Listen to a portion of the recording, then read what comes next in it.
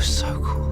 That was so awesome. How exactly does one prepare for an interdimensional fight with a telekinetic demon? All the cast members of Stranger Things had to do their own individual prep for certain scenes and moments. Let's find out who had to undergo intense physical training, mental preparation, and learning a brand new skill. We actually went on a 45-minute walk that day. Do you remember?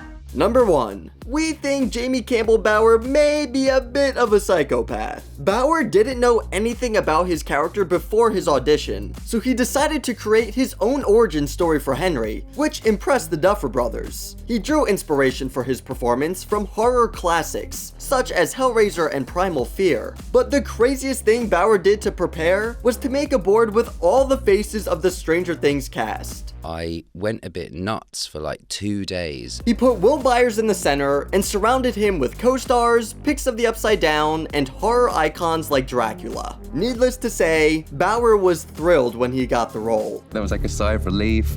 It was like tears. It was a big deal. Number 2. Eddie was the master of the Upside Down, which required Joseph Quinn to master Master of Puppets. I didn't think I'd ever be able to kind of fulfill this kind of quite adolescent fantasy of being a rock star. Luckily, Quinn had a solid foundation in guitar playing, having taken lessons when he was younger. It helped him shred out the Metallica song, as he stated that most of the playing was actually him. They only had another guitarist come in to perform the more difficult solo. Besides that, Quinn was a true rock star. I had a bash at it. Number 3. How many times can you listen to your favorite song without getting sick of it? That's the question Sadie Sink set out to find to prepare for her season 4 return as Max. The Walkman we see in the show is real and had a real cassette playing Running Up That Hill. Sink figured that she had to really experience what her character was going through. She listened to the song constantly around set, and even spent an entire day listening to it on repeat.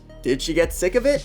I cannot even tell you how many times I've listened to Running Up That Hill. It's been a lot, but I'm still not sick of it, which is good. Number 4.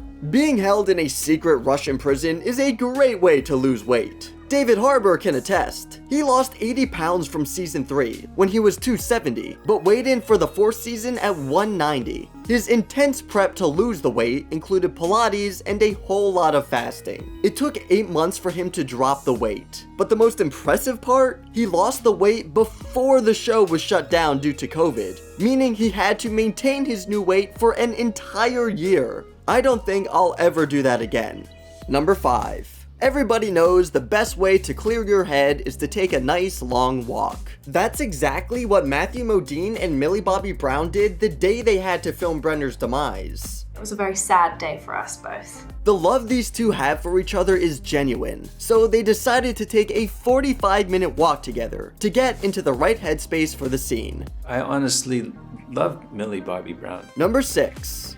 Sometimes the mental prep is more difficult than the physical. Caleb McLaughlin had to prepare his mind for Max's goodbye because, as we saw, it was very intense and emotional.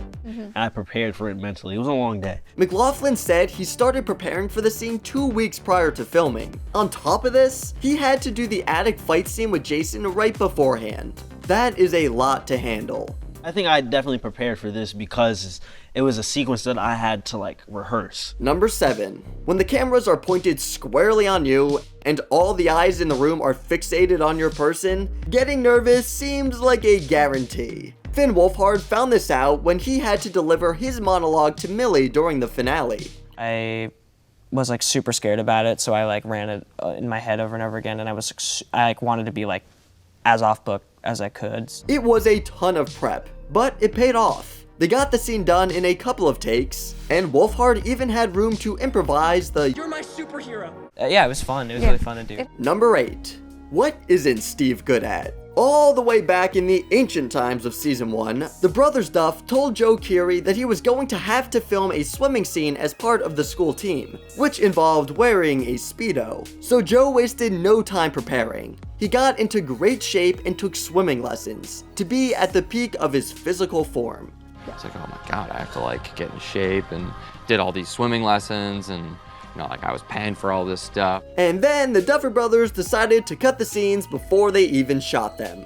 However, his prep eventually paid off, as he put his skills to use during the lake scene in Season 4. Number 9. We honestly don't know why this next one is necessary. The scene when Charlie Heaton's Jonathan and Eduardo Franco's Argyle are hitting golf balls into a pile of junk required more prep than you would think. They were sent to a country club to practice their golfing skills, and Franco wasn't too happy about what they had to wear. So costume gave us these very yuppie golfing outfits to go turn up to this country club in. Heaton stated it was very difficult to get a handle of it, although we don't think the audience was expecting perfect technique from two stoners hitting golf balls at junk cars. It's actually super difficult. Just hitting it was so hard. There's so much technique. Number 10. Eddie Munson is the quintessential metalhead, but Joseph Quinn, not so much. Before the show, he didn't have any interest in metal or D&D or nerd culture, but that doesn't mean he won't convert. I'm open to anything.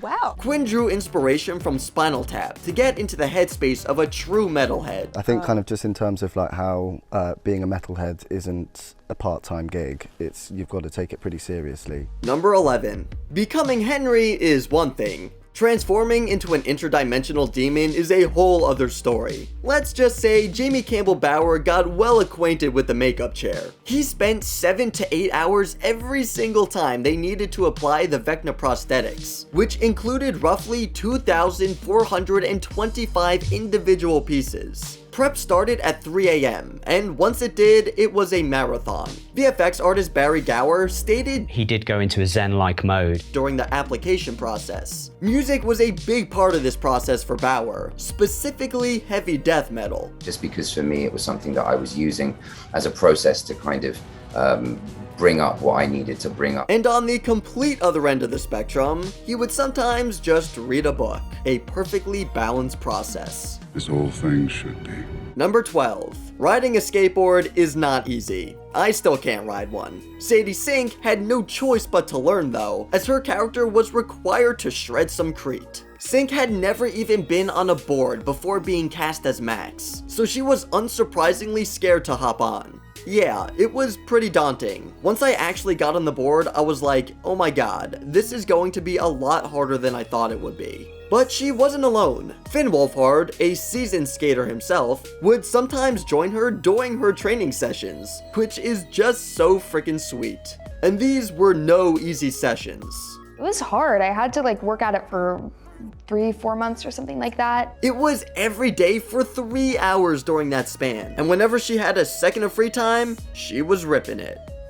We commend the dedication the Stranger Things cast has put into their roles. Their preparation definitely paid off, as they delivered outstanding performances that leave us wanting more. Which preparation method did you find most impressive? Let us know in the comments, and thanks for stopping by at The Things.